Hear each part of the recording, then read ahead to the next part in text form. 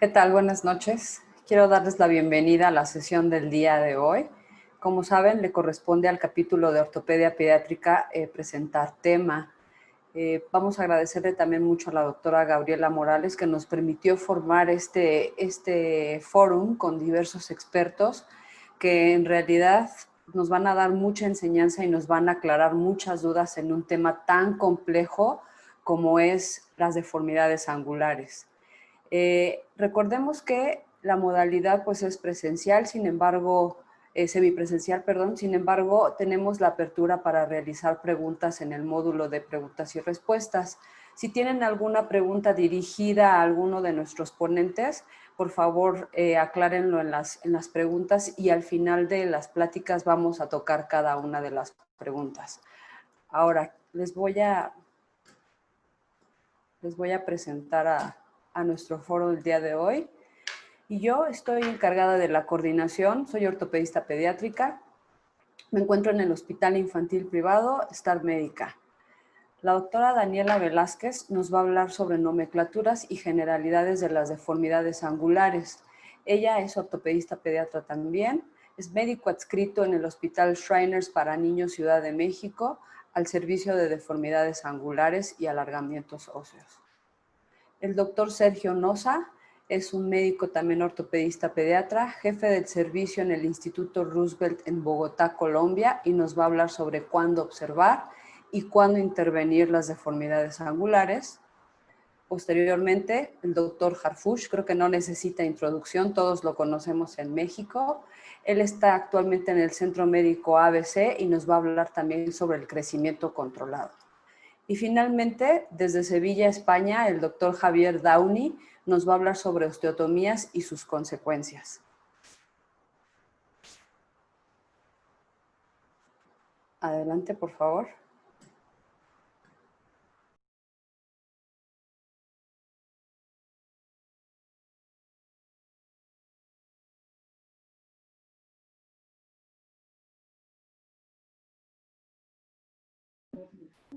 Muy bien, buenas tardes a todos. Voy a empezar con el tema de la nomenclatura y las generalidades de las deformidades angulares.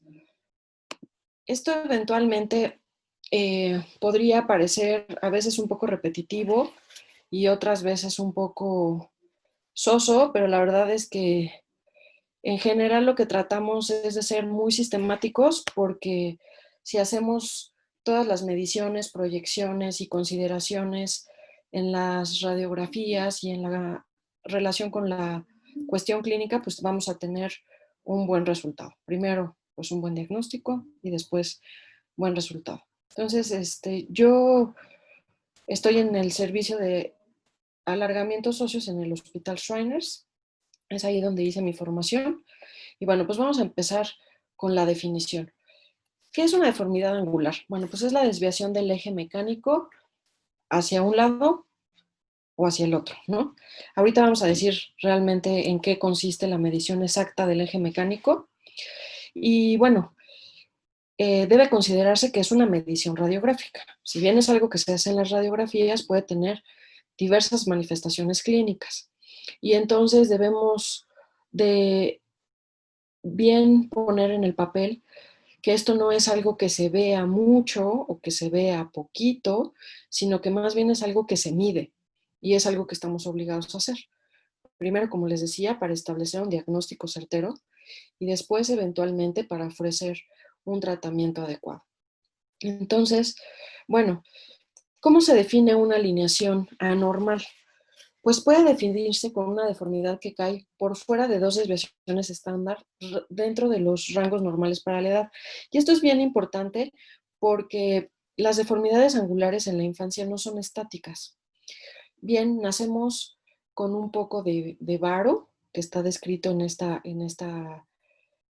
gráfica, y más o menos entre los 2 y 3 años de edad se da el pico máximo de valgo, que en algunos pacientes es bastante significativo y va moviéndose en ese rango de valgo hasta técnicamente la adolescencia, en donde podría llegar a una basal muy cercana al cero sin desviación angular. Entonces, primero hay que considerar pues el estadio y la edad en la que estamos aseverando que estuviera esta deformidad angular. Bueno, también hay que tener en cuenta que a veces la impresión que nos puede dar una deformidad angular puede estar modificada por deformidades rotacionales. Entonces, como vemos en esta imagen, si nosotros no tomamos el eje mecánico en la proyección radiográfica o bien hacemos la evaluación clínica considerando que las rótulas estén hacia enfrente, entonces podríamos pensar que hay una deformidad asociada que es irreal, digámoslo así, ¿no? O que no es tan severa. Y estas deformidades pueden ser tanto femorales como tibiales. Entonces, ya en el sentido estricto, la desviación del eje mecánico, pues se puede ir en valgo, digamos que el eje mecánico está alejado hacia el lateral, y la consecuencia clínica y radiográfica, y eventualmente a lo largo de la historia del paciente, podría ser una manifestación con una mala alineación rotuliana, una sobrecarga del compartimento lateral, inestabilidad del ligamento colateral medial y finalmente la artrosis. Entonces, ¿cuál es el objetivo? Pues si hacemos la detección de este tipo de cuestiones, no es tanto por una cuestión incluso cosmética, sino que lo que queremos es evitar que tenga un desgaste articular prematuro en la edad adulta joven o en la edad adulta de estos pacientes, y es algo por lo que tendríamos que tener un diagnóstico oportuno. ¿Qué pasa cuando se van en varo? ¿No? Pues entonces hay una sobrecarga del compartimento medial, puede haber una laxitud del ligamento colateral lateral, incluso por la presión sobre el compartimento medial, desgarros del menisco y eventualmente progresar hacia la artrosis. ¿Cuáles son las causas de estas deformidades? Pues son un montón. Ya platicamos de las consideraciones fisiológicas y me gusta dejarlo muy en claro porque hay mucha cuestión, creo que incluso cultural, al respecto de esto, y hay muchos pacientes que llegan, pues, referidos por el médico general, por los pediatras, o incluso por ortopedistas que están, pues, preocupados por la mala alineación del eje, pero no toman en cuenta estas consideraciones fisiológicas. Entonces, ya lo platicamos respecto al grupo de edad. Alteraciones congénitas como la hipoplasia femoral o la hemimelia peronea que pueden cursar con deformidades angulares. Evidentemente, si hay una lesión fisaria, por la causa que sea, secuela de fractura, inflexiones, neoplasias, metabólicas como el raquitismo y asimismo la obesidad, y básicamente las idiopáticas o en las que no está esclarecido un antecedente claro, ¿no? Digo, puede haber muchas más, este es como un resumen muy somero, ¿no? Entonces, pues esto le explico yo a los pacientes, ¿no? Primero más bien nos vemos varos, ¿no? Nos vemos charritos y progresivamente vamos cambiando en la conformación eh, hasta llegar técnicamente hasta la adolescencia o en la preadolescencia, que podríamos tener esta corrección espontánea, tanto en las deformidades angulares como en las rotacionales. Y es importante hacérselo saber a los pacientes porque pues a lo mejor pierden un poco la paciencia, ¿no? Lo ven así a los 2 años y a los 3 años lo ven igual y a los 4 lo ven igual o muy parecido y los cambios son muy progresivos, ¿no? Con mucha dilución en el tiempo. Entonces, pues hay que saber cómo se comportan para explicarles cómo es que van a progresar. Entonces, ¿cómo tenemos que evaluarlos en la cuestión clínica? Pues ya lo dije y lo voy a repetir, en la edad, la simetría, son las dos piernitas, es solo uno. Los segmentos son femorales, son tibiales las deformidades. Hay antecedentes familiares de raquitismo, acondroplasia, pseudoacondroplasia, alguna enfermedad metabólica ósea, algún accidente, caída, fractura, infección neonatal, secuelas de artritis séptica, fracturas expuestas, etcétera, ¿no? Entonces, eventualmente hay que ver si las articulaciones que son adyacentes a la deformidad tienen una movilidad adecuada y si son estables o no estas articulaciones, que de ahí puede depender hacer uno u otro tipo de tratamiento. Y la evaluación radiográfica, pues mucho mejor con ejes mecánicos completos, ¿no? Entonces, el eje mecánico en el concepto específico es una línea que pasa del centro de la cabeza femoral al centro del tobillo y tendría que pasar por el centro de la rodilla. Lo normal podría ser considerado hasta 10 milímetros fuera de este centro y la desviación permisible es en valgo, ¿no? En varo no tenemos mucho permiso de que se desvíe el eje. Entonces, ya que vimos panorámicamente la radiografía, ahora tenemos que estudiar en qué segmento es la deformidad o si ambos segmentos están involucrados. Entonces, el eje mecánico del segmento es una línea que pasa del centro de la articulación proximal al centro de la articulación distal del segmento que estamos tomando. Entonces, aquí están las líneas que trazan el eje mecánico tanto en el fémur como en la tibia. Y es importante que observemos que tenemos dos ejes de estudio, ¿no? El plano, perdón, el plano frontal y el plano sagital, porque no estamos hechos en una sola dimensión, ¿no? Que es lo que nos podría dar la radiografía. Y entonces, pues hay que estudiar en ambos planos. ¿Qué es el eje anatómico? El eje anatómico es una línea que pasa por el centro de la diáfisis del segmento, ¿de acuerdo? Entonces, aquí observamos que técnicamente en la tibia el eje mecánico y el eje anatómico son paralelos y casi son iguales. En la bibliografía del doctor Bailey, pues él dice que podría no ser exactamente la misma línea, aproximadamente por 1 milímetro, ¿no? Esto es un poco más demostrativo que en la cuestión práctica. Sin embargo, en el fémur sí hay una divergencia entre el eje anatómico y el eje mecánico. Y esta divergencia puede ser de 7 grados más menos 2. Hay algunas consideraciones muy técnicas, que digo, sí es algo que hay que estar pues pintando de forma continua. Por ejemplo, en dónde es que trazamos el centro de la articulación. E igual, en el primer capítulo del libro del doctor Paley, pues hace mucha referencia en que podría ser sobre la superficie articular, tanto del fémur o de la tibia, podría ser a nivel del surco intercondilio a nivel del fémur o a nivel de las espinas, o si tienes bien dibujados los platillos tibiales en esa línea, pero la discrepancia que hubiera de tomarlo en un punto o en otro es de 1 a 2 milímetros. Entonces, no hay relevancia. Mi sugerencia es, si van a tomar un punto de referencia, siempre tomen el mismo punto de referencia, no solo para comparar las extremidades, sino como el ejercicio habitual de su trazado de planeación.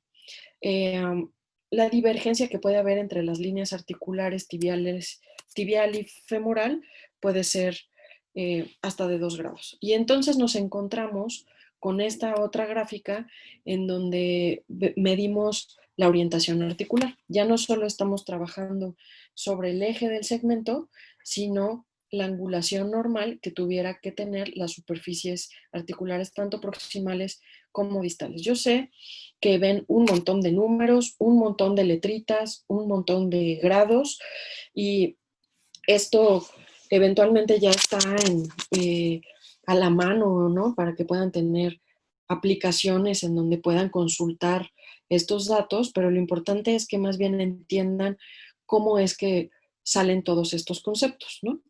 Entonces, la diapositiva actual nos presenta, como les explicaba, en el plano frontal, que es básicamente en el que trabajamos.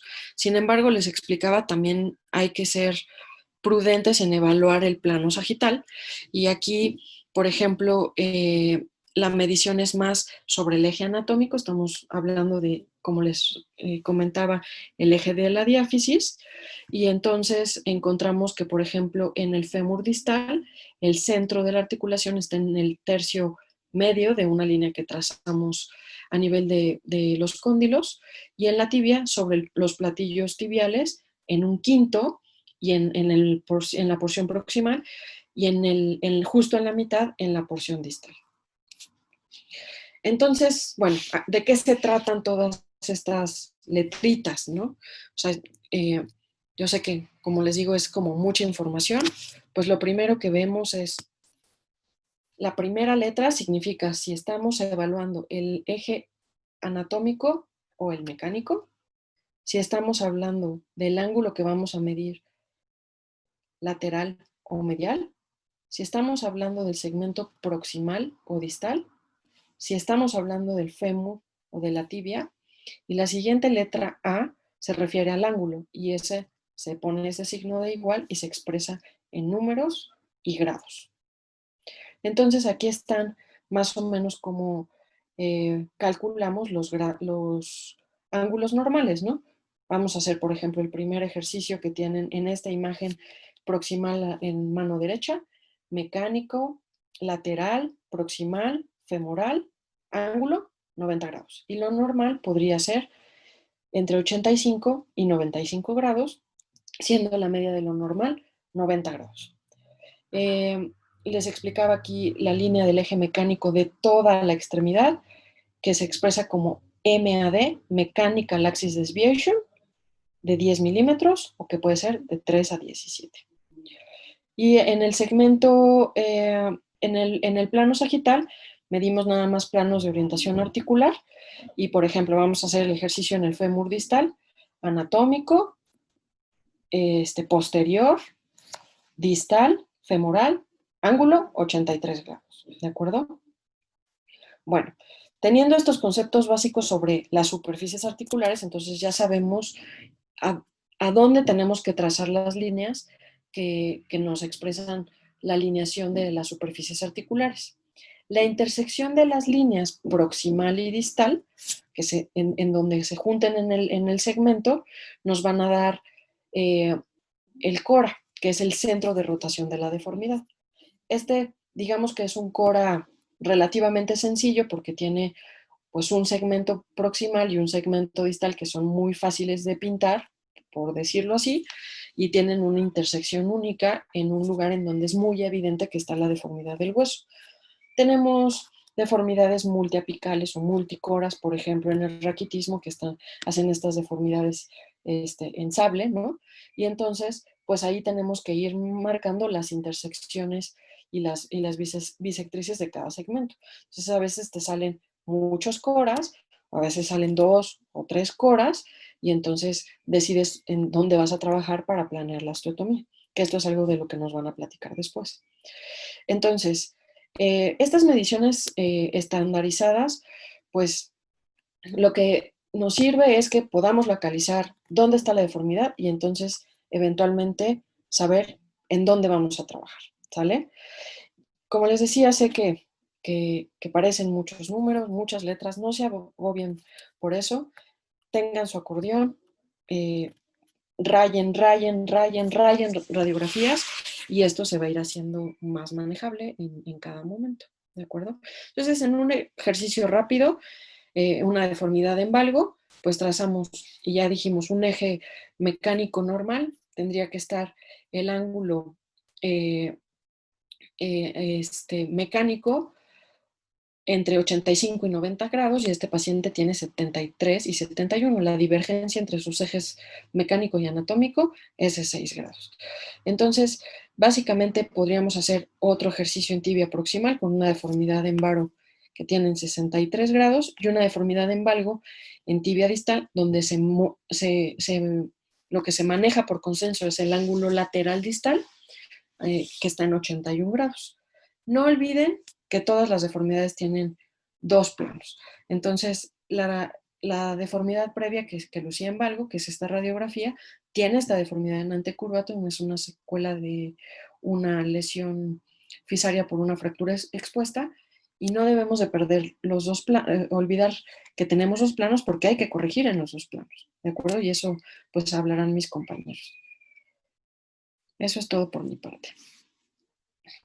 Muchas gracias. Perfecto. agradecemos a la doctora Daniela. Finalmente son conceptos un poco complejos y como bien dice la doctora, pues a estar practicando y practicando mediciones radiográficas. Y bueno, a continuación, el doctor Sergio Noza va a platicar con nosotros un poquito sobre estas deformidades, cuándo debemos actuar, qué debemos hacer y cómo debemos hacerlo. Listo, doctora, adelante, por favor. Mil gracias, buena tarde para todos. Mil gracias, Janet, por la presentación y mil gracias, Gaby, por la invitación. Estoy muy contento de acompañarlos en la tarde de hoy. Muy bien, entonces vamos a empezar con esta conversación, que realmente espero que sea una conversación por medio de una votación que vamos a hacer en un rato. Entonces, la pregunta es, la pregunta que tenía para darles a ustedes era cuándo es necesario actuar y cuándo es necesario observar cuando tenemos una deformidad angular. Muy bien, entonces esta es la declaración de mis conflictos de interés y vamos a empezar entonces con el primer paciente. Este es el primer paciente que tenemos, es un paciente de 10 años. Como ustedes ven, tiene un poco de valgo. Si miramos la diferencia de ejes mecánicos, que es una de tantas medidas que se pueden tomar y una de las que aparece en la mayoría de trabajos que hablan sobre corrección de deformidades angulares, pues ustedes ven que tiene una deformidad de alrededor de unos 8 grados. Es un niño, este muchacho tiene una familia súper demandante. El niño además es un poquito obeso, lo cual hace que se vea un poco más valgo todavía.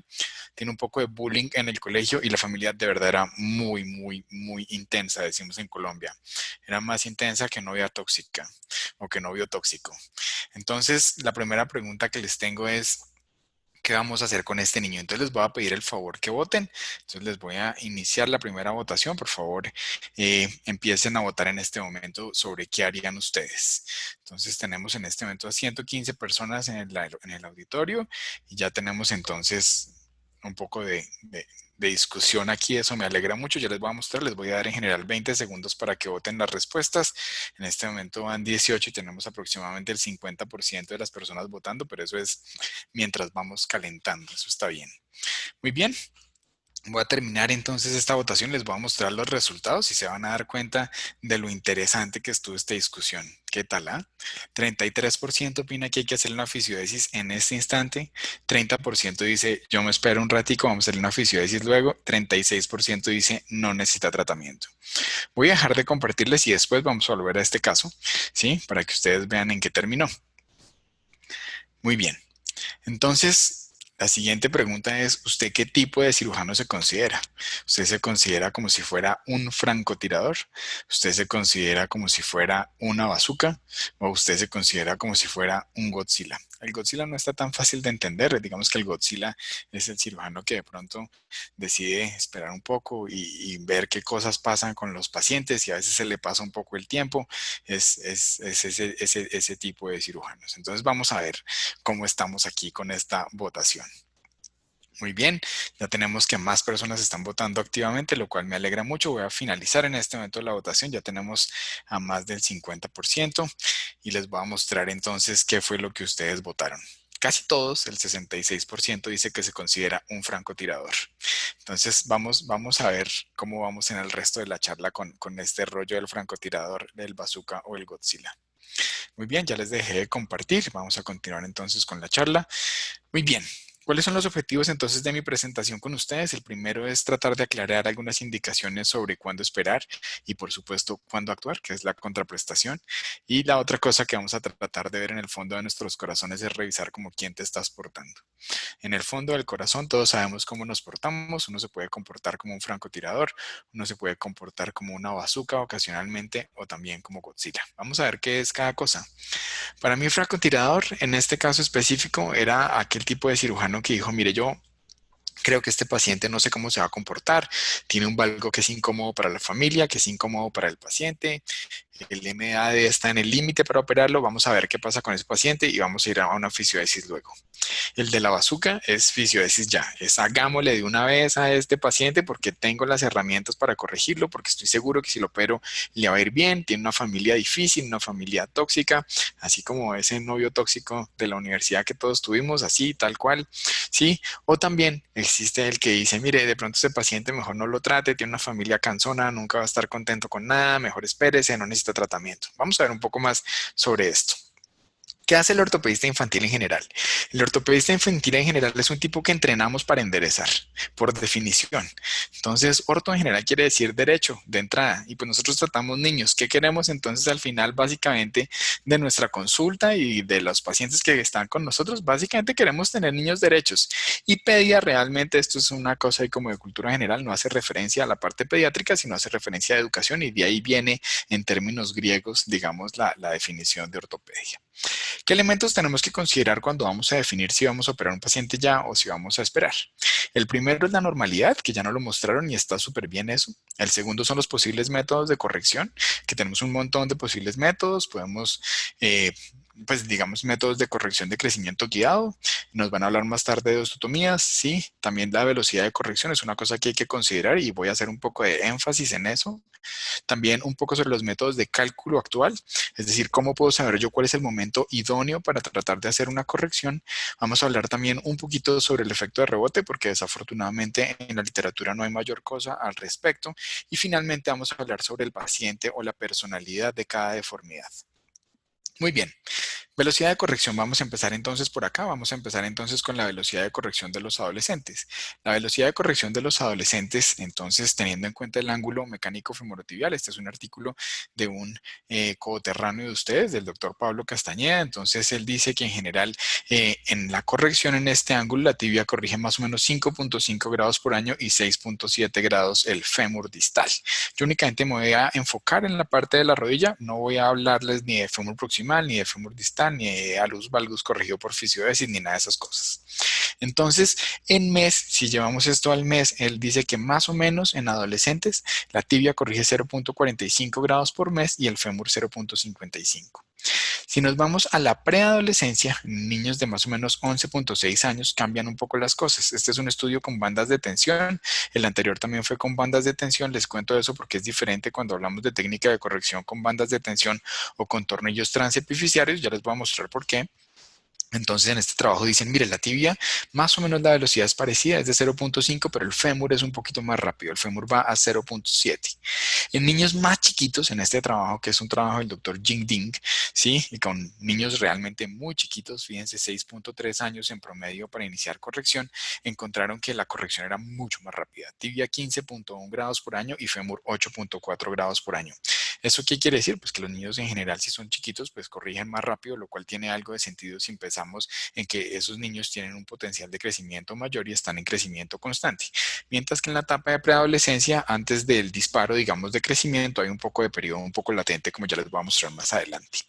Entonces, en estos pacientes, en mes, la tibia en general corregía 1.2, mientras que el fémur 0.7, que sí es un poco similar a los datos que teníamos antes. También puede que sea porque por algún motivo en este trabajo, pues no eran tampoco muchos pacientes, eran solo 27, pues encontraron que la tibia corregía súper rápido para estos pacientes. En este trabajo hablan del fenómeno de rebote, hablan de un paciente que para el caso de los 27 hablaríamos del 7%, sin embargo, como les voy a contar más adelante, hay trabajos que hablan del 0% y otros que hablan hasta el 20%. Muy bien, velocidad de tornillos versus placas en 8, lo que les decía, la técnica de los tornillos epifisiarios percutáneos o los PETs versus técnicas de banda de tensión o placas en 8, en general demuestra que son más rápidos los tornillos. Esto está hecho para adolescentes, este trabajo, y únicamente para genovalgo, pero en general en la práctica lo que yo también veo es que corrigen un poco más rápido los tornillos. En general, digamos que las personas que creemos eso, lo que creemos es que cuando yo coloco mi fenómeno de banda de tensión o mi placa en 8 se demora un poquito en empezar a actuar porque mientras se tensa la banda de tensión como tal, mientras que el tornillo apenas lo pones se empieza a funcionar. Entonces, en medida en grados por mes, ustedes se dan cuenta ahí que los tornillos corrigen un poco más rápido que las placas en 8. Ustedes pueden ver ahí la diferencia. Interesante que para fémur es casi 1 grado por mes, es 0.92. Y lo que decidí hacer para esta presentación con ustedes fue tratar de hacer un promedio de las velocidades con un resumen de las velocidades de corrección, que me parece que es probablemente lo más útil para tratar de discutir cuándo se debe hacer la corrección. Entonces, los principales trabajos resumidos, ¿sí? Muestran estos números. Si le quieren tomar un pantallazo o una foto, es un buen momento porque pues me tomé el trabajo de polearles los trabajos para que quedara ahí la parte resumida. Si ustedes se fijan, los números en general están alrededor de 0.7 grados por mes de corrección. Entonces, si ustedes se acuerdan que ahorita nos hablaban de la diferencia entre el ángulo anatómico y mecánico, que era más o menos de 7, pues 7 en la ortopedia infantil y 7 en alineamiento es un número mágico. Entonces, piense en ese número mágico que tiene que ver con el alineamiento para que su corrección vaya a ser de 0.7 grados mes. Eso es un promedio súper grueso, ¿sí? Pero lo pueden utilizar como una regla general para poder saber cuándo se debe hacer la corrección. En general, algunas personas también dicen, mire, es diferente la edad cronológica a la edad ósea y hay un montón de trabajos al respecto, sobre todo para tratar de corregir dismetrías, y les quiero sugerir que le peguen una revisada a este trabajo del doctor Kelly que está a la mano del doctor Di Meglio. Y en general, de verdad, para hablar de fisiodesis, los trabajos no muestran mayor diferencia. Es decir, no es necesario siempre hacerle a los pacientes un carpograma o una radiografía de codo, a menos de que usted de verdad crea que está muy cerca del final de crecimiento. Si usted cree que al paciente le queda menos de un año de crecimiento, ahí sí mi consejo es que le haga o un carpograma o una radiografía de codo, o la radiografía de la mano, el método que a usted le guste, ¿sí? Para poder estar seguro de que ese paciente que usted le piensa hacer una técnica de crecimiento guiado, pues tiene crecimiento suficiente como para que valga la pena hacerle la cirugía. Si ustedes se fijan ahí, entonces lo que les decía, hay un crecimiento muy rápido en los primeros 5 años de vida, luego se estabiliza cerca de los 6 años y luego antes de la pubertad aparece ese pico grande. ¿Sí? Lo que ustedes ven ahí es una gráfica de niñas y entonces también lo que vemos es que en general las niñas después de los 14, en la parte del bloque azul que aparece en la parte más inferior, que es la medida de longitud subisquiática, que es la que nos interesa a nosotros para hablar de corrección angular en miembros inferiores, pues fíjense que ya no es mayor después de los 14 años. Y en los niños esto pasa a los 16.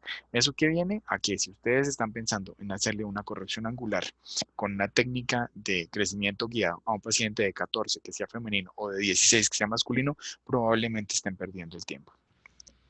Ahora sí nos vamos un poco con los cálculos sobre cuándo, entonces debemos empezar a pensar en hacer las correcciones. Entonces aquí tenemos uno de los tantos métodos que hay. El primero de ellos pues es el método del multiplicador, que requiere pues un montón de datos para colocarlo. Necesitamos la edad del paciente, la longitud del hueso largo, la corrección angular deseada y el ancho del plato que vayamos a corregir, de la fisis que vayamos a corregir, perdón.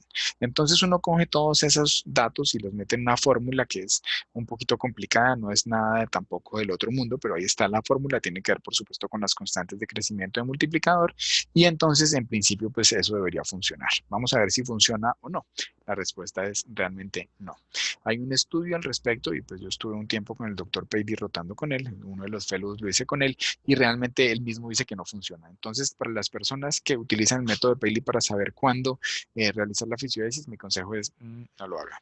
¿Listo? ¿Por qué? Porque pues en este trabajo que está aquí, es un método de revisión de la literatura, se revisaron 22 trabajos que tienen que ver con el cálculo del método y 21 trabajos malos en el sentido de que eran malos estadísticamente, no que eran malos porque la técnica era mala, pero la desviación y la predicción es muchísima. Si ustedes se fijan, es de casi el 40%. Eso quiere decir de que cada paciente que entra a su consultorio prácticamente va a tener una opción de irle bien o de irle mal con la predicción. Entonces, mi consejo es que no utilicen esto como método de predicción.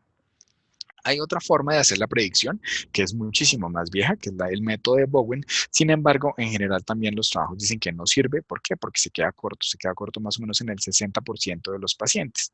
Entonces, mi sugerencia es tampoco utilicen Bowen. Pero entonces, listo, usted dice, mire, no utilice Bowen, no utilice Paley, pero entonces, ¿qué uso? ¿Sí? ¿Qué usamos? ¿Sí? Entonces, ¿cuándo?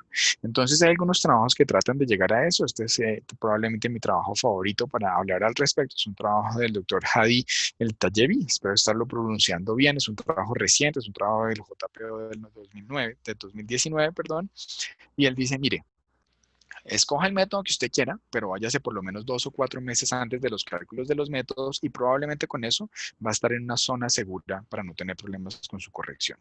Mi sugerencia es que se vaya un poquito más atrás, porque hay pacientes que tienen, sobre todo las mujeres ahora, las niñas, los adolescentes, tienen menarquias muy tempranas y entonces eso hace también que su crecimiento óseo se detenga antes de los 14. Entonces, mi sugerencia es piense en 6 o 12 meses antes y váyase con una fisiodesis transitoria, porque usted no sabe con esos pacientes en dónde van a terminar. Puede que sea un paciente que tenga un crecimiento óseo tardío y usted termine haciendo una sobrecorrección con ese paciente. En este trabajo que encontraron que con los métodos, tanto con el de Brown como con el de Paley, teníamos un 69% de su predicción, ¿sí? Lo cual quiere decir que usted se puede quedar corto en un montón de pacientes y un 16% sobre predicción. Si ustedes quitan ese 70 y ese 16, les queda un 15% más o menos, y ese 15% era cuando la predicción era real.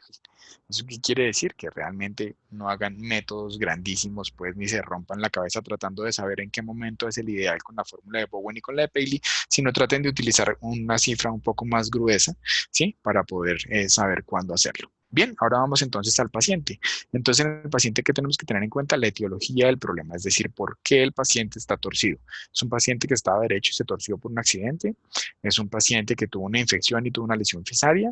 ¿Es un paciente idiopático que no sabemos realmente por qué este paciente se torció o está torcido o nació torcido? Sí, y eso tiene que ver con la personalidad de la deformidad. Y no voy a entrar un poco a eso, pero usted tiene que pensar en eso cuando esté pensando en hacer una corrección angular. Si es un paciente que tiene una barra fisaria, pues cuanto antes mejor. Usted tiene que trabajarle a ese paciente. Si es un paciente postraumático, puede que remodele y puede que usted no tenga que hacerle nada. Si es un paciente idiopático, esa es una gran zona gris, porque hay un montón de personas que piensan que no es necesario hacerles correcciones a los pacientes a menos de que tengan deformidades gruesas. Otros pensamos que si el paciente tiene una deformidad moderada y tiene quejas, es mejor hacerle un crecimiento guiado cuando es un niño o un adolescente y no que termine en una osteotomía siendo un adulto joven.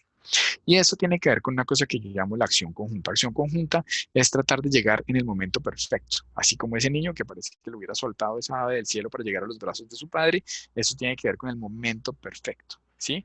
¿Qué es el momento perfecto? No haga lo que no sea necesario. Es decir, usted no se puede poner a hacerle una corrección angular a un paciente en un postrauma temprano, por ejemplo, que tenga una deformidad menor. ¿Por qué? Porque ese paciente muy probablemente va a remodelar si es un paciente razonablemente joven, ¿sí? Y usted no va a tener que hacerle nada. La naturaleza en general lo va a hacer.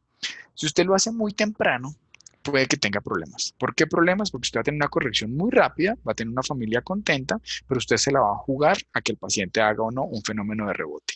Entonces, si usted lo hace muy temprano, también es un problema. Si usted lo hace tarde, pues perdió. Perdió la oportunidad de hacer una corrección angular con una técnica mínimamente invasiva, ambulatoria, cómoda para el paciente, cómoda para el cirujano y termina en una cosa que es un poco más compleja, que son las osteotomías. Entonces, el momento justo en la vida es una cosa que es importante y en esto sí que es importante. Entonces, quiero invitarlos a que traten de buscar ese momento justo con los pacientes. Un poco sobre el efecto de rebote, les decía que no hay mucha información al respecto. Unos trabajos hablan del 7, otros del 20 y otros del 0. ¿Sí? Este es el único trabajo que encontré específico para hablar sobre el efecto de rebote. Habla sobre pacientes en genu valgo, específicamente idiopático, y dice que es más probable si el paciente tiene una corrección muy rápida y más probable si el paciente es obeso. ¿Eso qué quiere decir? Que si usted tiene un paciente que tiene valgo e hizo una corrección muy rápida y además es un gordito, lo más probable es que ese paciente se le devuelva.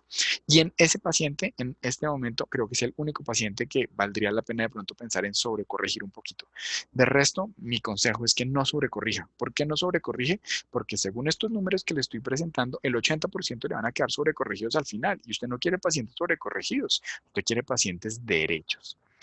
Una historia sobre la sobrecorrección rápida, también para que piensen en que hacer crecimiento guiado muy temprano es un problema. Este es un paciente mío con una falta de seguimiento. Yo le hice una cirugía de crecimiento guiado a los 9 años. Este paciente tiene una displasia ósea. En este momento no recuerdo específicamente cuál era, pero ustedes pueden ver que los fémures son más cortos que las tibias y pueden ver que las fisis son como raras, ¿sí? Y este paciente llega conmigo 3 años después diciendo que nadie le ha podido hacer seguimiento con esta horrible deformidad, ¿sí? Entonces, cuando yo pienso en hacerle al paciente una técnica de crecimiento guiado, tengo que garantizar que el seguimiento del paciente sea adecuado. Y tengo que garantizar también que si tengo un fenómeno de sobrecorrección no va a ser una cosa grosera como la que presentó este paciente. Volvemos entonces a nuestro paciente y les voy a volver a preguntar a ver ahora qué opinan ustedes. ¿Sí? Entonces, nos vamos con la votación 3. Aquí les inicio la votación. ¿Qué opinan ahora? Paciente de 10 años, niño. Por favor, vuelvan a votar. ¿Qué dicen? Fisiodesis ya, fisiodesis luego, no necesita tratamiento. Bueno, ya están más animados para votar. Ya van casi 20 segundos. Los que quieran votar, por favor, háganlo ahora, que voy a tratar de terminar la votación cuando lleguemos a 20. Muy bien. Ya llegamos entonces a la mitad y parece que seguimos teniendo diferencias. Tenemos un poco de diferencias con respecto a la inicial. Ya les voy a compartir los resultados. Entonces, en este momento ustedes pueden ver que fisiodesis ya quedó en el 37%.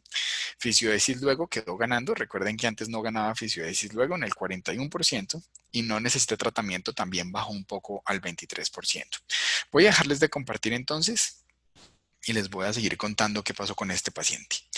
Entonces, con este paciente, perdón, aquí les tengo otra pregunta y entonces por favor examinen en el fondo de sus corazones y traten de decirme antes de esta charla o usualmente ustedes cómo se comportan.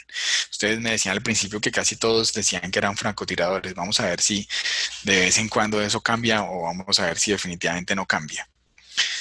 Muy bien, están todos votando muy juiciosos y me parece que ahora casi todos creen que se están comportando como francotiradores. Eso me alegra porque por lo menos hay un cambio en la percepción de lo que se debería hacer. Está perfecto.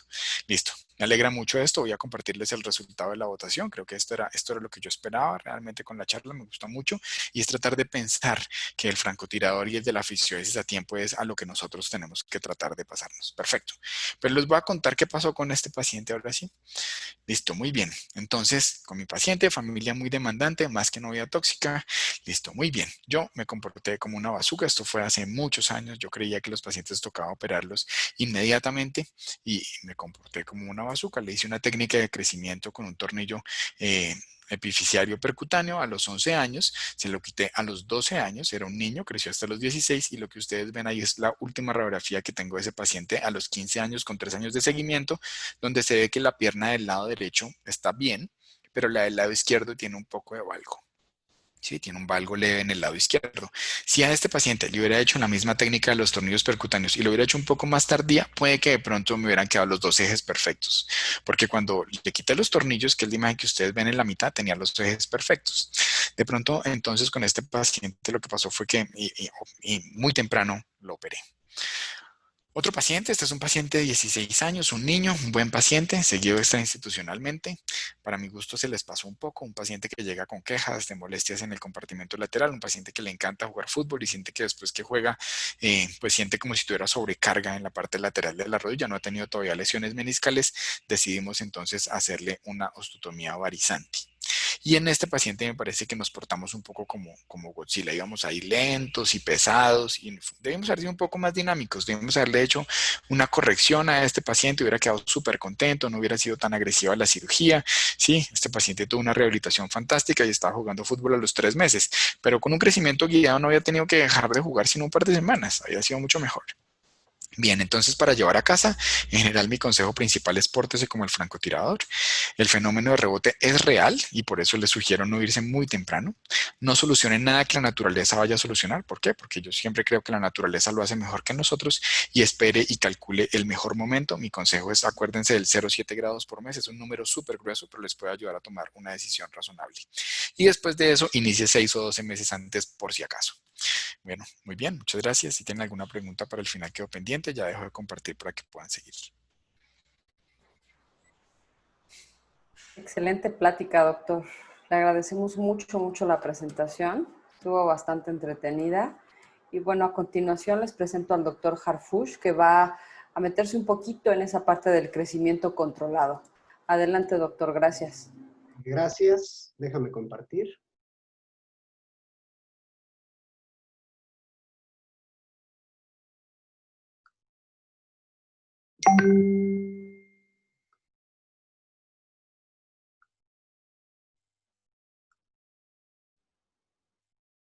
Ahí estamos ya.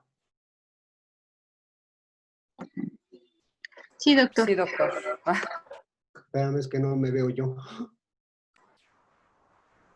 Pero sí lo vemos, doctor, ¿eh? Ya puede incluso ahí iniciar la sesión y lo vemos perfecto. Déjame ver. Sí, aquí estoy. Bueno, ok.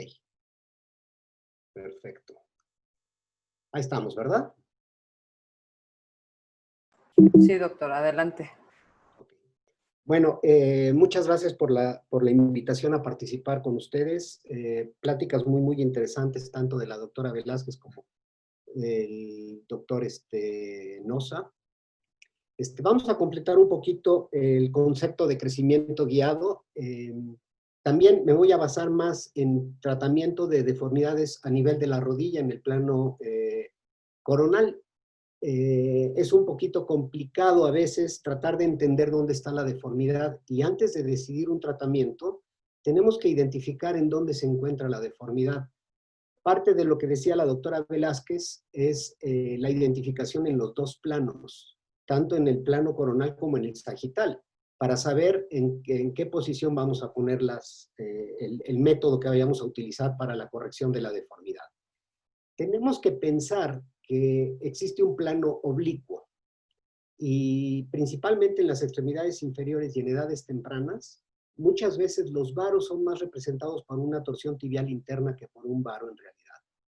Entonces, es muy importante que nosotros podamos identificar ese tipo de deformidades, porque no podemos pedirle a un sistema de fisiodesis que nos vaya a corregir 3 planos.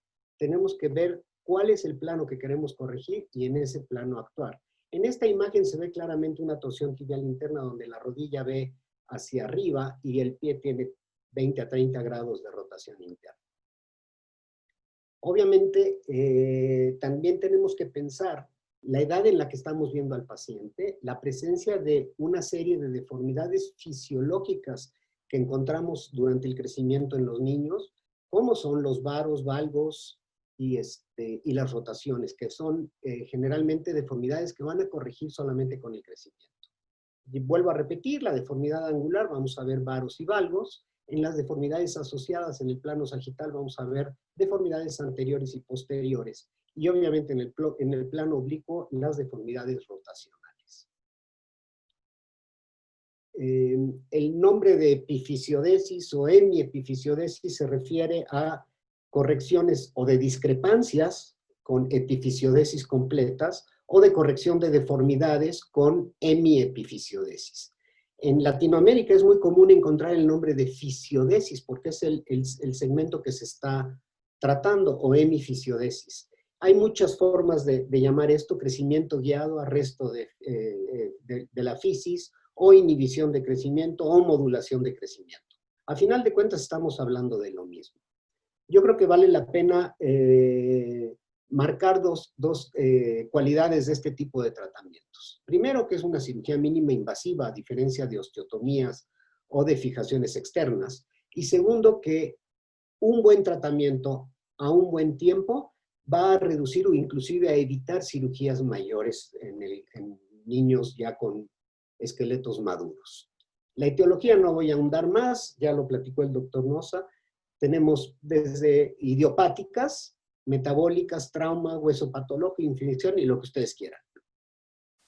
En las idiopáticas, yo tengo un concepto de que si yo veo un niño en una edad temprana con una deformidad inclusive tan severa como la imagen que les estoy mostrando, simplemente anoto en el expediente y le doy una segunda cita en 4 a 6 meses y lo voy a seguir viendo. Y hay sorpresivamente muchos de estos niños que, a pesar de este tipo de deformidades, en la revisión consecuente de estos pacientes, terminan haciendo correcciones espontáneas por sí solo. Ya habló Dani del diagrama de las deformidades. Yo no voy a ahondar en ello. Y las zonas de carga, ¿verdad? Donde pasa el eje mecánico. Dependiendo de si es varo o valgo, será positivo o negativo. Y las zonas de tolerancia, el 1, y 2, 3 y 4, dependiendo de edades, iremos viendo cuál es el tratamiento que debemos de indicar. En la medición radiográfica, únicamente 2 conceptos rápidos: es el eje mecánico que pasa por el centro de la rodilla y los ángulos que se forman con las líneas articulares distal de fémur y proximal de la tibia. En el fémur vamos a medir el lateral, el eje mecánico lateral distal del fémur, y en la tibia vamos a medir el eje mecánico proximal medial de la tibia. Y eso, en términos generales, estamos hablando de 87 grados cada uno. Eso nos puede dar un seguimiento durante el tratamiento en cuanto si se están o no orientando las articulaciones. Esta es una prueba de alineación. Vamos a tirar un eje mecánico. En lo personal, yo prefiero trabajar con ejes mecánicos y anatómicos que con los ejes femorotibiales. Segundo, la orientación de las articulaciones, que las vemos ahí. Tercero, trazamos nuestros ejes anatómicos. lo cual nos puede descubrir que tenemos presencia de deformidad tanto arriba como abajo de la articulación de la rodilla.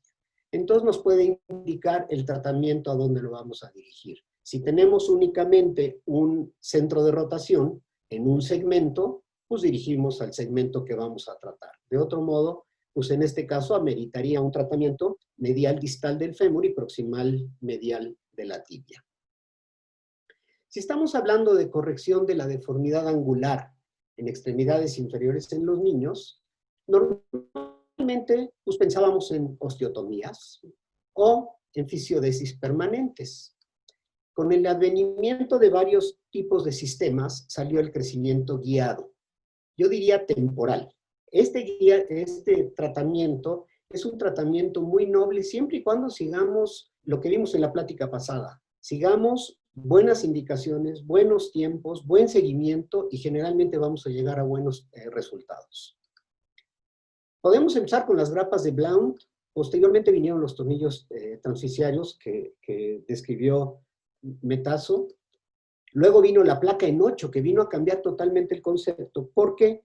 Porque no invade a la fisis. Es una banda de tensión y al ratito lo vamos a explicar un poquito más a fondo. Y posteriormente vino la placa en bisagra. Tenemos que tener consideraciones importantes antes de decidir un tratamiento de crecimiento guiado. Entre ellas, pues obviamente tener fisis abiertas, estar tratando pacientes con esqueleto inmaduro. Segundo, el potencial de crecimiento. Por lo menos necesitamos 2 años de potencial de crecimiento para que nuestro sistema vaya a funcionar, por lo menos lo que estamos planeando. Tenemos que recordar que en las curvas de crecimiento tenemos un proceso de aceleración de crecimiento entre los 9 y los 11 años. Un punto muy importante es el seguimiento, para que no nos pase que se sobrecorrigió.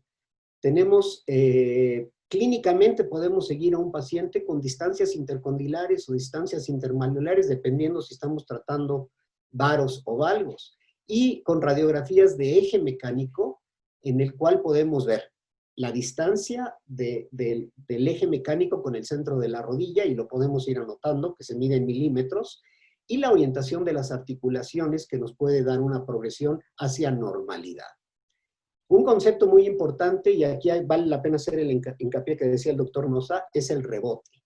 ¿Por qué? Porque el rebote puede trabajar a nuestro favor o nuestra contra. Si nosotros calculamos un crecimiento en cierta edad que va a requerir un retiro del material, seguramente ese paciente va a tener un rebote. Entonces tenemos que hacerle cierto grado de sobrecorrección. Y ciertamente no hay estudios fidedignos que nos hablen cuánto hay que sobrecorregir y cuánto esperamos de rebote. Es muy difícil por muchísimos factores que intervienen en esto, pero siempre tratamos de calcular un sobrecrecimiento, sobre todo cuando tenemos potencial de crecimiento posterior al retiro del fijador. Y un punto importante a considerar es el sobrepeso. Recuerden que en México tenemos el primer lugar en sobrepeso infantil y llegamos a tener índices de masa corporal por arriba de 38, 40. Eso no es un factor adecuado para el crecimiento guiado.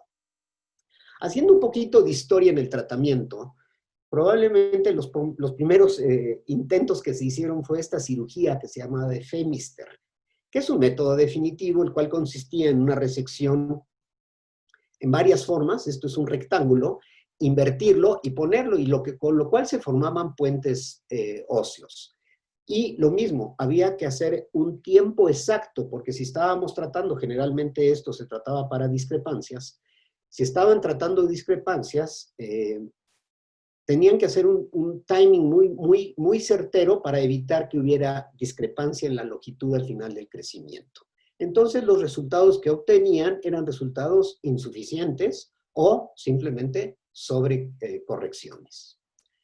Tenemos los métodos percutáneos, en los cuales lo que se hace es una destrucción de las fisis, generalmente a los extremos, y condiciona un cierre definitivo también. Estos son métodos definitivos. Posteriormente vinieron las grapas de Blount. Estas grapas de Blount tuvieron una evolución medio tórpida al principio, pues se fracturaban, migraban, entonces empezaron a poner 2 y luego pusieron 3. A final de cuentas, técnicamente no es tan fácil ponerlas, a veces invadimos la fisis y tienen una gran desventaja. Si nosotros vemos una placa de Blount, la cual las patas entran una en la epífisis y una en la metáfisis, el efecto de crecimiento va a ser de compresión sobre la fisis. Una compresión continua sobre la fisis que va a condicionar un cierre prematuro. Entonces la temporalidad del implante pues está a veces en duda. Aquí tenemos un diagrama muy significativo de que el largo de la placa de Blount, de la grapa de Blount, va a impedir crecimiento en esta zona. Entonces va a haber una corrección, perdón, va a haber una corrección de donde terminan las patas de la grapa hacia el lado opuesto. Pero sin embargo, la zona que queda comprendida entre las patas de la grapa va a estar en compresión y eso puede condicionar un cierre prematuro. Hay otros ejemplos de epifisiodesis pensadas en una forma temporal, pero con invasión a la fisis. ¿Qué es lo que puede pasar en este tipo de sistemas? Pues que esa invasión en la fisis va a condicionar lo mismo, compresión y daño a nivel de la fisis. Y esto puede crear un puente óseo que a final de cuentas va a terminar por un cierre prematuro. Si estamos en periodos de adolescencia, probablemente no tenga tanta importancia. Pero en un niño, en una edad de potencial de crecimiento largo que se nos cierre una fisis, pues nos va a dar una complicación muy seria.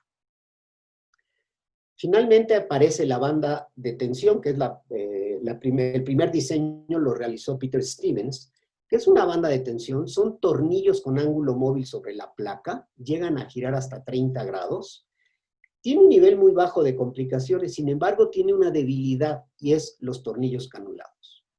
Cuando llega al límite de corrección, empiezan a sufrir los tornillos. Y además hay un aflojamiento del tornillo metafisiario. Y es fácilmente entendible en una gráfica que les voy a enseñar posteriormente.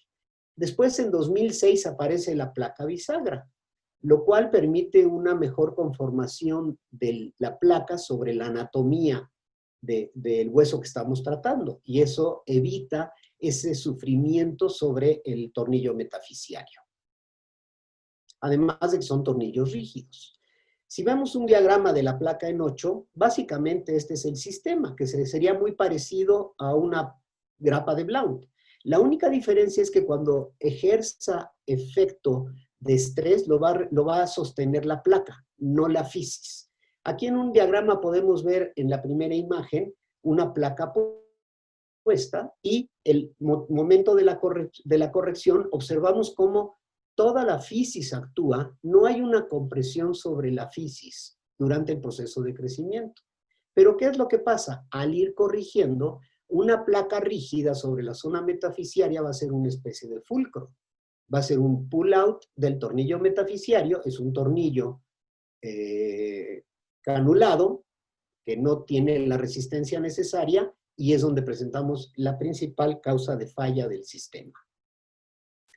Aquí tenemos la placa de bisagra, la cual podemos ver cómo podemos conformarla estrictamente a la anatomía que estamos tratando y el movimiento que va a permitir no va a ocasionar el pull-out del tornillo metafisiario. Estos son otros ejemplos. En 15 minutos es imposible ponerse a hablar de correcciones de contractura en flexión de la rodilla o de valgos de la cadera o valgos del tobillo. Pero en esta primera imagen podemos ver un tornillo transficiario en etapa de adolescencia, obviamente, y en el cual se corrige el valgo que tenía distal de la tibia. Y placas de grapas de Blount, en el cual podemos ver hasta 4 grapas. Pues yo siento que es una agresión, no sabemos si están o no están a través de la fisis. No es un sistema que en lo personal yo quiera. Este es un caso interesante porque me llegó a mí después de haber visto muchas opiniones. y lo que tenía era una evolución de un varo de la rodilla posterior a un accidente.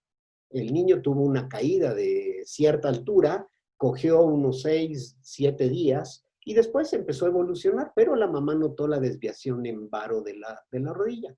Fueron a ver varias opiniones entre radiografías, le hicieron inclusive una tomografía con un reporte de puente fisciario medial de tibia, y llegaron conmigo porque lo que le ofrecían era, teniendo un puente, pues lo que le ofrecían era una osteotomía de alineación.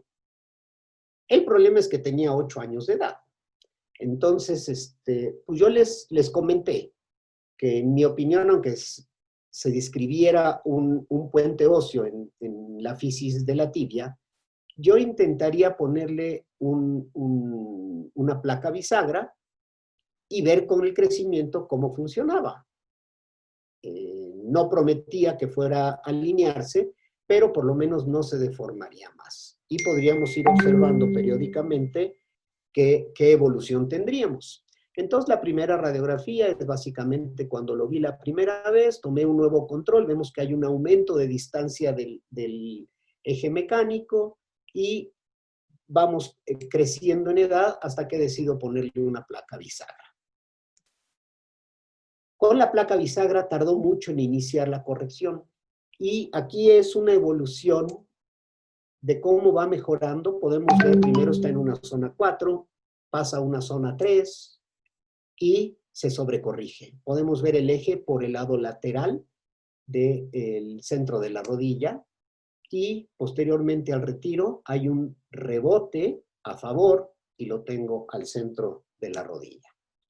Esta es la radiografía inicial donde vemos un daño. Hay una deformidad en el aspecto medial de la tibia. Ponemos la placa bisagra, vemos cómo hay una corrección y lo más importante, empezamos a ver una remodelación del platillo tibial medial. Y eso está en relación a la liberación de carga que está ocasionando la deformidad sobre el platillo medial tibial. Aquí tenemos el final con sobrecorrección y finalmente, 6 meses después del retiro, vemos prácticamente una tibia normal. Si comparamos el inicio con el final, podemos darnos cuenta de la remodelación que sufrió el extremo proximal medial de la tibia.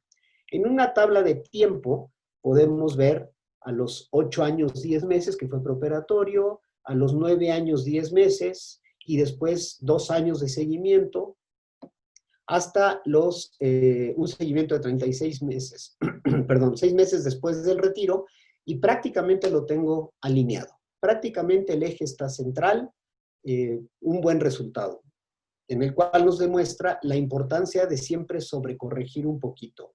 ¿Y en qué guías vas sobrecorrigiendo? En muchas. A veces necesitas una edad esquelética, a veces necesitas pues, preguntarle al paciente, un poquito embarazoso con mujercitas, pero preguntar sobre la presencia de desarrollos sexuales secundarios.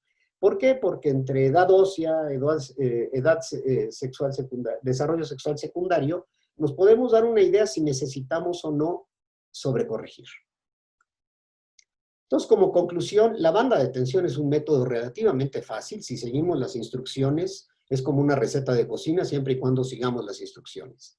Es seguro y para corregir estas deformidades. La bisagra con el tornillo sólido disminuye las muy bajas complicaciones que presenta la placa rígida y el tornillo canulado. La sobrecorrección y recurrencia son resultados frecuentes si no seguimos cercanamente a nuestros pacientes. Y considerar el efecto de rebote para evitar una recurrencia. Obviamente el índice de masa corporal alto está relacionado a mayor número de complicaciones. Esto es un ejemplo de un caso que llegó con múltiples grapas. Si pueden ver, algunas grapas son de manufactura, otras son homemade. Son clavos de Steinmann doblados. No sé qué tanto valor tenga hacer eso. Muchas gracias, espero sus preguntas. Excelente. Le agradecemos su plática, doctor. La verdad es que estos conceptos del crecimiento controlado siempre nos generan un poquito de controversia, placas o como bien nos dice los antecedentes históricos, que a final de cuentas debemos ir considerando en las correcciones. Y bueno, ahora vamos a cerrar con la cereza del pastel, dicen por ahí, con el doctor Downey, que nos va a hablar sobre las osteotomías y sus consecuencias. Además, le agradecemos mucho al doctor Downey porque sabemos que es de madrugada en España y bueno, pues aquí nos está acompañando. Gracias, doctor. Adelante. Muy buenas. Vamos a empezar a compartir pantalla. Primero, muchísimas gracias por la invitación y no es ningún esfuerzo inhumano estar aquí a estas horas. Es un auténtico placer para vosotros.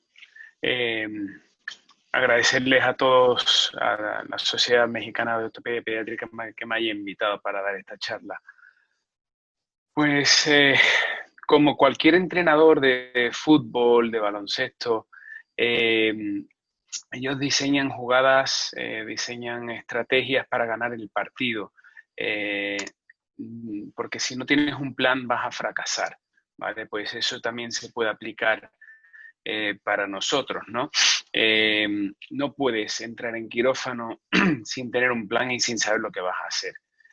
Y bueno, les voy a explicar cómo me explicaron a mí al principio, cómo planificar una cirugía, ¿no? Era médico en formación y pregunto, oye, mira, pues tengo esta deformidad, ¿cómo se mide? Y mis adjuntos, los especialistas, me dijeron, pues mira, tienes que trazar primero el eje de la pierna entero, luego trazas el eje de la diáfisis del fémur, el eje de la diáfisis de la tibia, obtienes el ángulo Q, luego mides la meseta tibial, el tobillo, y al final, y además en aquella época cuando yo empecé, no había radiografía digital, con lo cual era todo sobre la radiografía. Acababas con un montón de líneas, no sabías qué estabas midiendo, y era todo un caos tremendo. Yo soy muy cuadriculado y no veía eso, o sea, no... Digo, tiene que haber otro método, ¿no? Pues eso llegó, como ya se ha mencionado varios de nosotros que estamos en esto, yo pasé un periodo de tiempo formativo con el doctor Paley y ahí fue cuando aprendí el método CORA. Yo os animo a todos a pasar unos días con él o con el doctor Herzenberg en Baltimore. Y si vas a hacer corrección de deformidades, es muy importante tener este libro en estantería. El primer paso para medir la deformidad pues, sería pues, primero poner los 3 puntos, uno en el centro de la cabeza del fémur, otro en el centro de la rodilla y por último en el centro del tobillo. Ahí tenemos una línea y que si la pierna está en eje, pues no debe de pasarse de la media de desviación angular. Luego ya el siguiente paso sería Doctor Downey, trazar. ¿Sí? vemos por ahí un recuadro en su pantalla que dice orden de composición. Está obstruyendo un poquitito Perdón. la imagen. Gracias. No lo veo. En la Perdone, parte pero no lo veo. inferior, no sé, Ajá, ándele, vale. esa. Gracias, doctor. A ver ahora. Ya, vale. Pues entonces, perdón por la interrupción. Trazamos la siguiente línea que trazamos es del centro de la cabeza del fémur al centro de la rodilla y trazamos la línea articular de los cóndilos femorales. Hacemos lo mismo para la tibia y luego, ¿qué medimos? ¿No? Pues medimos yo siempre utilizo ángulo mecánico, eje mecánico, y mido el ángulo distal lateral femoral del fémur y el proximal medial de la tibia. Por consenso, es lo que me enseñaron en Baltimore. Pero claro, esto solamente sirve para la deformidad de la rodilla. Si tienes una en el tobillo o en la cadera, también habría que medir el distal de la tibia y el proximal del fémur. Lo que más se utiliza, como ya he dicho, son los de entorno de la rodilla, porque es donde mayormente va a haber deformidades, pero también hay que medir los otros dos. En líneas generales, para que no nos hagamos mucho lío con números, estas cifras suelen estar en torno a los 90 grados, ¿de acuerdo? Yo, una vez medida la radiografía, en la historia clínica del paciente me hago esta tabla donde apunto las cifras de las angulaciones que he medido. Hay que acordarse, ya lo ha dicho el doctor Hartfuss y lo han dicho los otros compañeros, no hay que mezclar eje anatómico con eje mecánico. Sabemos que el eje de la tibia, tanto el anatómico como el mecánico, son paralelos o son el mismo prácticamente, pero en el fémur hay 7 grados de diferencia. Entonces no midamos, no apliquemos los ángulos anatómicos para los ángulos mecánicos, ¿de acuerdo? Porque nos va a llevar a error. En el plano sagital, ¿qué pasa? Pues también sobre todo hablamos hemos estado hablando de plano frontal, pero en el plano sagital también hay su sistemática de medición, pero sería una charla un poquito más larga. No nos vamos a entrar en eso ahora mismo. Entonces, una vez medida la deformidad, tenemos que determinar qué es el cora, ¿no? ¿Dónde está el cora? ¿Y qué es el cora? Bueno, pues si te pones a mirar, el cora, puede ser pues este vino, puede ser la mujer de Ralf Schumacher, piloto de Fórmula 1, ex piloto de Fórmula 1, y también si te metes en el diccionario de la Real Academia Española tienes estas definiciones. La tercera, la verdad, no lo sabía, que es una persona que habita, un pueblo indígena que habita en el estado de México, del Nayarit. Hoy he aprendido algo nuevo. Pero realmente para nosotros lo que es el cora es el centro de rotación de la angulación. Es donde tenemos que rotar la deformidad para corregirla. En el plano frontal, ¿cómo planificamos esto? Pues si te lees el libro de Paley es un engorro muy grande, pero la verdad que no es difícil de entender, pero es muy extenso, ¿de acuerdo? Yo cojo la línea articular y trazo 90 grados hacia arriba, hacia el fémur, y 90 grados hacia abajo, hacia la tibia, ¿de acuerdo? No hago tanto jaleo de si el ángulo femoral distal lateral es normal, lo extiendo hacia abajo, ni nada de eso. A nivel distal, con el paso anterior ya obtenemos el eje proximal de la deformidad y ahora vamos a por el eje distal de la deformidad. Y en este caso estamos viendo una deformidad de tibia, ¿vale? Más sencillo que para el fémur. La medición, para usarlo como ejemplo, es bastante más fácil de explicar. Y hacemos lo mismo aquí, trazamos 90 grados y hacia arriba, con lo cual obtenemos dos ejes, el eje proximal en rojo y el eje distal en azul. Donde se produce la intersección es el cora. Ahí lo tenemos en verde. Pero pasa algunas veces lo que vemos aquí arriba a la izquierda, el eje obvio, no está el cora ahí. ¿Qué ha pasado? ¿No lo hemos hecho mal? ¿Ha pasado algo? ¿Hemos trazado erróneamente algo? ¿Hemos medido algo mal? Pues no. Simplemente que hay un segundo cora, ¿vale? Hay un eje escondido que tenemos que descubrir, ¿de acuerdo? Así que si veis esto, hay que buscar otro cora. Pasa lo mismo a nivel distal, puede haber un cora a nivel de tobillo, incluso fuera del hueso puede estar el otro cora. Y bueno, ya estamos preparados, hemos planificado, hemos medido las angulaciones, hemos determinado dónde está el cora y ahora nos disponemos a ir a quirófano, pero hay que planificar cómo vamos a hacer la osteotomía previamente. Y hay 3 principios de la osteotomía. El principio número 1 sería que hacemos la osteotomía, ahí donde está el punto morado, sería el cora, hacemos la osteotomía en esa zona, que es donde está la línea discontinua roja, y hacemos la rotación a través del cora, justo usando esto como eje de rotación.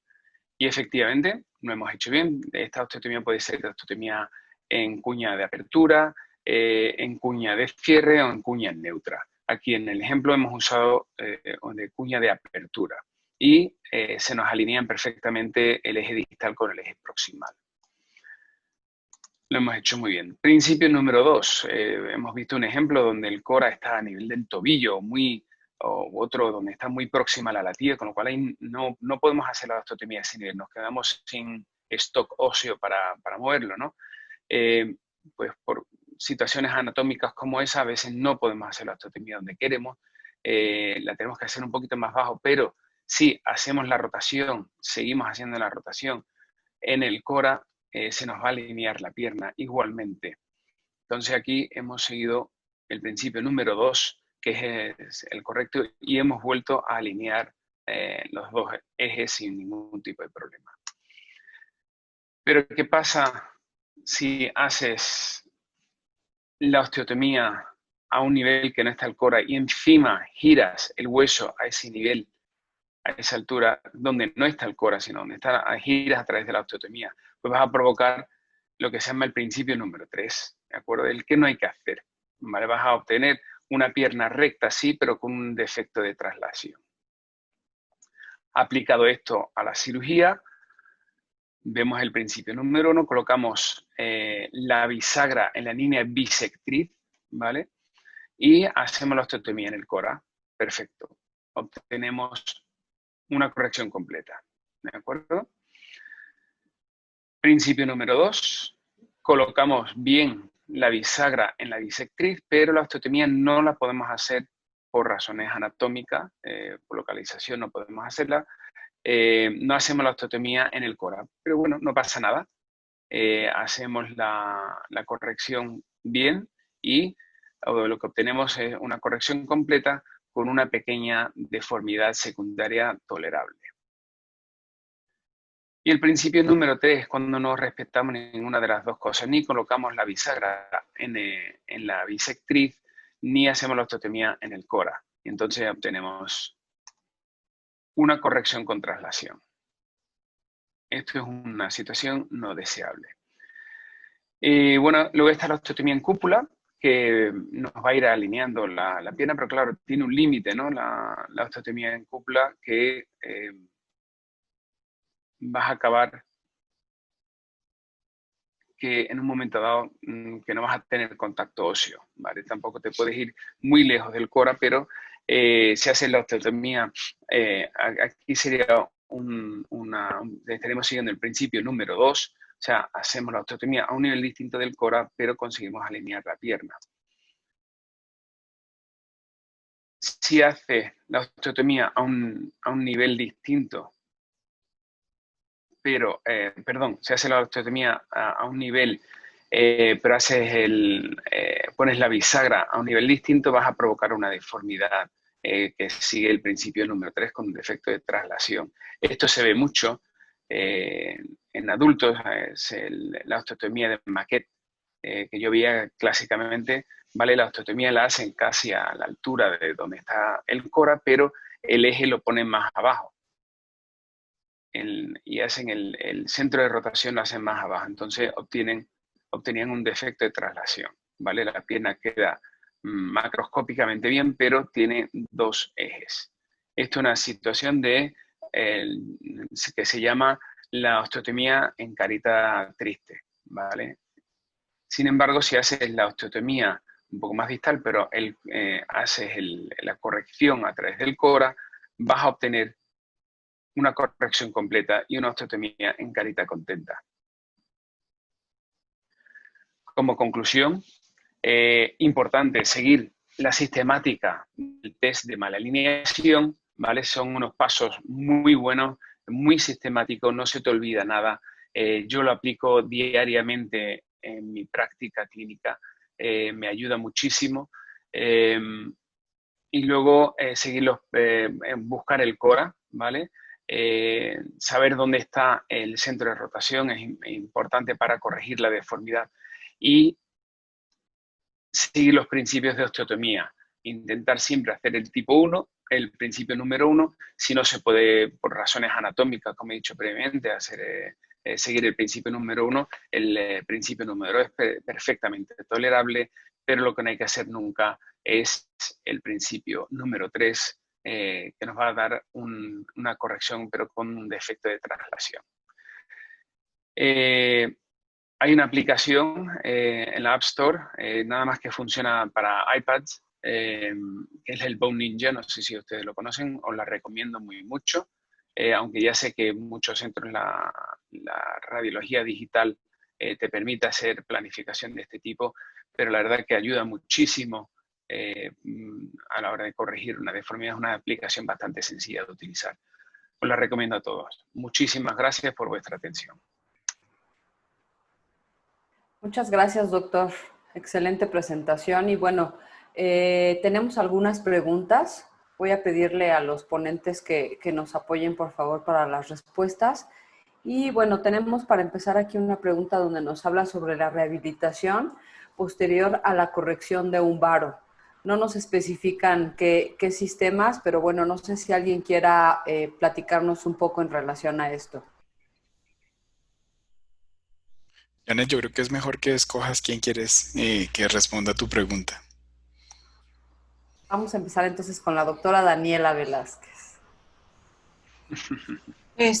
Bueno, no, yo estoy más habituada a utilizar fijación externa para la corrección de deformidades angulares. Es un poco la forma en que lo hacemos y la forma en la que aprendí. Nuestro principio es la rehabilitación temprana. Entonces, aún con el fijador externo, y a veces incluso hacemos osteotomías bilaterales, ya sea femorales o tibiales, pero simultáneas. Y pues tenemos manejo de dolor posoperatorio con bombas de infusión analgésica, que es el tratamiento llevado por anestesia, y al día siguiente empiezan movilización en cama. Eventualmente es flexión, extensión, rodilla, caderas, tobillos, o sea, todos los arcos de movimiento, y al segundo día los paramos a caminar. Y no se van a casa si no caminan, aún con los dos aparatos puestos.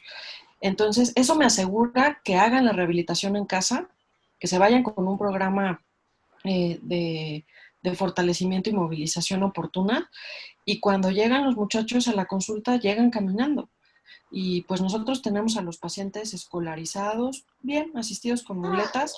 Probablemente se tardan 3 semanas en lo que empieza la cicatrización de las heridas para pues, poder salir un poco más. Pero después de ese tiempo, incluso empiezan a disminuir la asistencia con las muletas. Entonces, quienes hacen ese proceso de forma más rápida son quienes consolidan más rápido y a quienes les quitamos antes los aparatos. Claro. Cabe mencionar que hay que recordar que estos pacientes llegan a generar en ocasiones contracturas severas. Entonces, como bien menciona la doctora Daniela, la rehabilitación prácticamente inmediata es muy importante. No sé si alguno de nuestros ponentes quiera agregar algo. Bueno, sí, en España siempre existió entre los rehabilitadores, los fisioterapeutas, que no pueden tocar la pierna mientras esté el fijador puesto. Eso fue un mito que se me quitó cuando visité al doctor Paley cuando estaba en Baltimore con Hertzberg y demás, que se veía que ellos rehabilitaban en el postoperatorio inmediato, como dice Daniela. Eso ya lo incorporé a mi práctica y la verdad, muchísimo mejor, no tiene nada que ver. Excelente. Y bueno, tenemos una pregunta dirigida al doctor Noza, en la que nos hablan un poquito a qué referencia utiliza el doctor cuando existe o cuando realiza correcciones y si él se siente tranquilo en solo adelantar 2 a 4 meses de tratamiento durante una corrección de una deformidad angular. Es una súper buena pregunta. Entonces, el artículo sugería de 2 a 4 meses para correcciones de idiopáticas, adelantarse a cualquier cálculo que haga. Mi consejo es que traten de utilizar el número del 0.7, que es un número que las personas que hacemos mal alineamiento lo recordamos fácil por la diferencia de ejes. Entonces, 0.7 grados mes. Asumamos que su paciente, por ejemplo, tiene, qué sé yo, 7 grados, para hacerlo fácil. Si tiene 7 grados y vamos a 0.7, en principio deberían haber sido 10 meses de corrección. 10 meses quiere decir que si es un paciente si es una mujer que va a crecer hasta los 14, en principio deberíamos hacerle la cirugía a los 13 años y 2 meses. Mi consejo es que se adelante por lo menos 6 meses o si puede 1 año inclusive. Entonces, realmente para ese paciente que tiene la deformidad que le acabo de decir, yo pensaría en irme básicamente 2 años antes del final del crecimiento, o sea, a los 12 años, porque hay pacientes que crecen, lo que les decía, que tienen menarquías muy tempranas o que tienen desarrollos óseos muy rápidos. Entonces, me parece que una medida razonable es jugársela con 1 año de antelación a lo que dicen los cálculos. Y ese sería como mi consejo. Piensen en el 0,7 como su número mágico y después de eso súmele 1 año. Sin embargo, es súper diferente cuando corregimos otras cosas que no sean idiopáticas. Si usted tiene un blount, pues inicie lo más temprano posible. Si usted quiere tratar de sacarlo adelante con una fisiodesis. Si es un paciente que tiene un arresto oficiario, como el que mostró el doctor Harfush, pues otra historia. También inicie pronto, porque además de eso la fisiodesis le puede ayudar a liberar la barra fisiaria del otro lado. Excelente, muchas gracias, doctor. Creo que, bueno, nos comentan aquí cuál es la medida clínica normal del ángulo del retropié en niños, medida sin radiografía. ¿Alguien quiere comentar al respecto?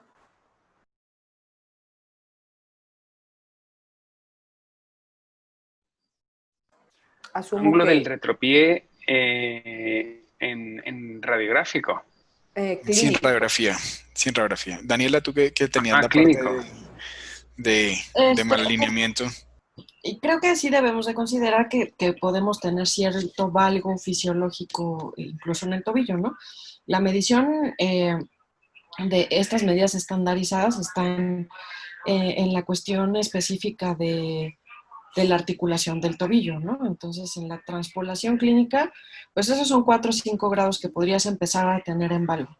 Recordemos que la laxitud ligamentaria, muscular que se presenta en la infancia es justo lo que les decía. Estas mediciones radiográficas tienen una expresión clínica que puede ser distinta con mismas radiografías, pero niños distintos, por decirlo así, o sea, que midamos mismas o veamos cosas similares en radiografías, pero los niños se ven bien distintos.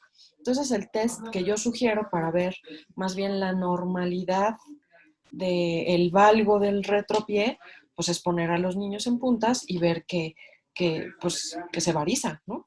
Y entonces, pues, que es un pie flexible o un pie valgo flexible, que pues suele ser fisiológico y pues normal, ¿no? Espero poder haber contestado a ese respecto. Sí, exacto. Finalmente la idea es saber que tratándose de una valoración así se habla de un pie plano, como dices en ocasiones, pero que suele ser flexible o reductible o manipulable ante estas maniobras de punta, ¿no? Difícilmente puede haber una determinación de un ángulo en particular, pero sí de estas correcciones ante las maniobras. Y bueno, pues creo que ya no tenemos más sí tenemos una pregunta más, perdón, del doctor Pons al doctor Harfush. ¿La indicación para niños o niñas para crecimiento guiado, hasta cuánto tiempo la considera? Y si es diferente para iniciar tratamiento estando al borde de lo fisiológico. A ver, son 2 preguntas, ¿no? Sí, 2 preguntas. ¿Hasta cuándo la considero? Yo creo que la ventana de oportunidad que tenemos de corrección sería entre los 9 y los 11 años. Yo creo que esa es una muy buena edad para hacer la corrección que queramos. Primero, porque si tenemos una deformidad que va a evolucionar hacia bien, le estamos dando tiempo desde la edad que lo encontramos a que llegue a esa edad. Si no corrigió, tenemos una ventana de oportunidad muy, muy grande y con un potencial de crecimiento muy, muy importante. Y la segunda parte de la pregunta era el borde de lo fisiológico. Sí, sí, es diferente para iniciar tratamiento estando al borde de lo fisiológico. O sea, está prácticamente normal el paciente. Prácticamente normal. Yo consideraría que, sobre todo en mujercitas en adolescencia, un poco de valgo es fisiológico y lo dejaría por la paz. Perfecto.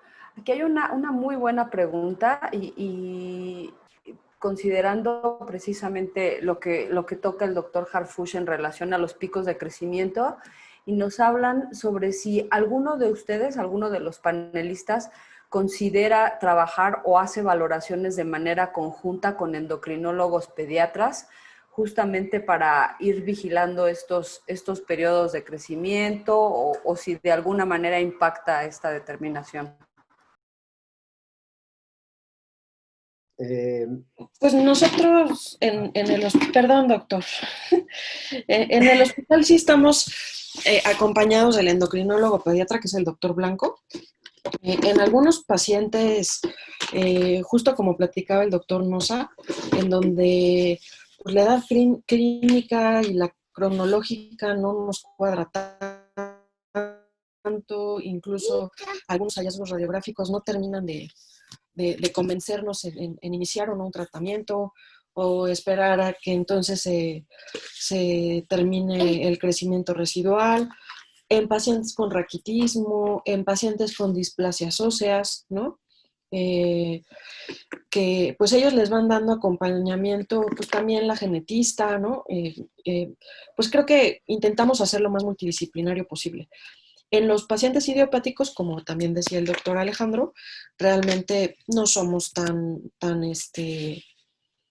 esperados de esa consulta, creo que un poco por el volumen y un poco porque vamos viendo el acompañamiento a la distancia de cómo se comportan, ¿no? Entonces, incluso algunos pues no ameritan tratamiento y terminamos por no tener esta valoración endocrinológica. Pero en muchos pacientes sí. Y se tratan además otras cosas, tallas bajas, ¿no? Pacientes acondroplásicos que a veces tienen deformidades angulares. Son fisis enfermas, entonces no trabajamos de la misma forma en esas fisis enfermas que con las otras. Y vale mucho la opinión del endocrinólogo, sí, por supuesto, ¿no? En mi forma de ver, sí hemos tenido atención por medio de endocrinología. Generalmente en pacientes con raquitismo y en pacientes que por historia natural tienen una talla baja. Tenemos que considerar en esos pacientes, si vamos a actuar, tenemos que actuar mucho antes de los 9 o los 11 años, porque su ritmo de crecimiento, si es una talla baja, va a ser mucho más lento y va a requerir probablemente el doble o a veces el triple de tiempo para lograr una corrección. Entonces sería una consideración que creo que no tocamos en las pláticas, y sería aquellos pacientes que tienen una patología en la cual van a tener una talla baja corta, también van a tener un crecimiento más lento. Y entonces tendríamos que actuar infinitamente mucho antes de lo planeado y esperar resultados mucho más lentos, básicamente. Claro, finalmente hay que recordar que hay una gama de padecimientos y de situaciones que tenemos que contemplar. Y bueno, tenemos una pregunta para el doctor Nosa y nos dice, ya que no sugiere el multiplayer y para dar certidumbre a los médicos en formación, ¿qué recomendaría utilizar? Ya que consideran que, bueno, pues a final de cuentas, para todos los médicos que están en formación, se pueda tener una herramienta para determinar un mejor momento de corrección. ¿Qué nos platica de esto, doctor? Sí, yo creo que hay que tratar de tener una medida gruesa y siguiendo al paciente de cerca para saber exactamente cuándo realizar la fisiodesis. Pero el número grueso se mantiene en las idiopáticas. Entonces, digamos que pueden tratar de utilizar las velocidades que están estudiadas, que están alrededor de 0.7 grados por mes. En caso de que quieran utilizar el método del multiplicador, también lo pueden utilizar, sino que tienen que irse a 6 meses o un año antes. Recuerden que para poder utilizar el método del multiplicador deben conocer el ancho de la fisis y la longitud completa del hueso. Entonces, pues en general si uno tiene una ortorradiografía es bastante sencillo tratar de hacerlo, pero la ortorradiografía debe tener magnificación corregida. De lo contrario, pueden tener alguna diferencia con esa magnificación, porque las ortos se pueden magnificar hasta en el 15%, y el 15% en un hueso de un paciente largo debe qué sé yo, 30 centímetros, exagerando de un adolescente, pues les da una diferencia sensible con la longitud que puede llegar a tener. Entonces mi sugerencia sería que piensen grueso en el 0.7. Si quieren utilizar multiplicador lo pueden utilizar, pero no confíen en él y váyanse un poco antes. Un poco antes es 6 meses o un año antes. Excelente. Y Yo haría, es que quiero entender que a lo que se refería el doctor es específicamente en el aspecto del crecimiento controlado, las limitaciones que puede tener el multiplayer.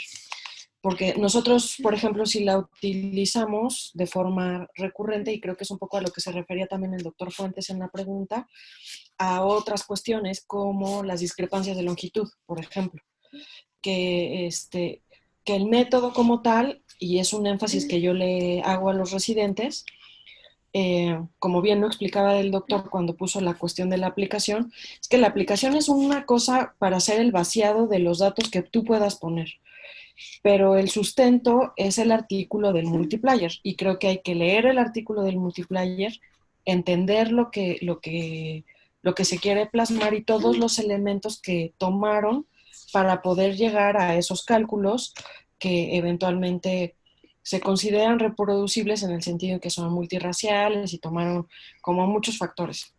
Yo la utilizo más que en realidad nunca la utilizo para crecimiento controlado, para tomar la decisión del crecimiento controlado, en efecto tomo otros factores, pero para hacer un cálculo de discrepancias de longitud, tanto en padecimientos congénitos como en adquiridos, ¿no? O sea, acortamientos por, no sé, secuelas de artritis séptica, ¿no?